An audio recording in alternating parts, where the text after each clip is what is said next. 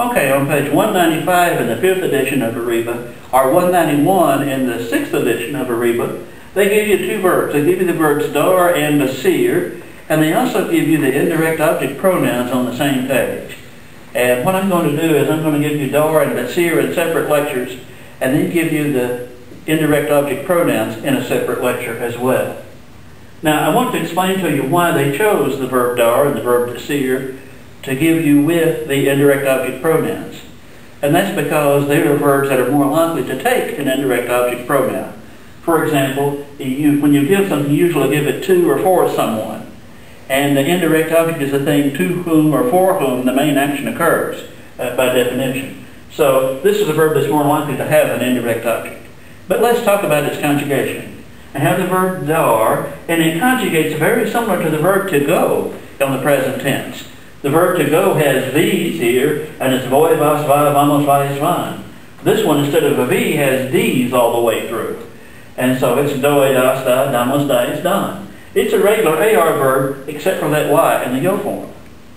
Now let's talk about some phrases that are used with dar that are a little bit different from English. Now one that is like English is to give a party. Dar una fiesta. That's the same as English. Here are some that are not. Dar de comer. That's to feed. If I say, doy de comer a los patos en la alberca, I feed the ducks in the alberca, the pond. Or I could talk about, doy un paseo por la mañana. I take a paseo or walk in the morning. And this one is a little bit different than English. Dar una película, to show a movie. And you use it to dar una lección, to give a lesson. And so, particularly the movie, you don't usually give movies in English, you show them, but you can give them in Spanish. Now here's the verb decir that's also on page 191 in the new book, 195 in the old one. Decir is to say or to tell. Now decir is an E to I stem change verb. And so you see it changing in slots 1, 2, 3, and 6, like most of the other stem change verbs.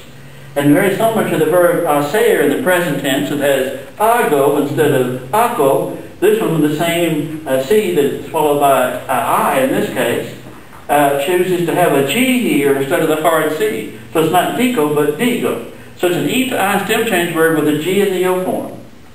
And so that's its conjugation. And it usually takes an indirect object pronoun. Again, this verb means to say or to tell.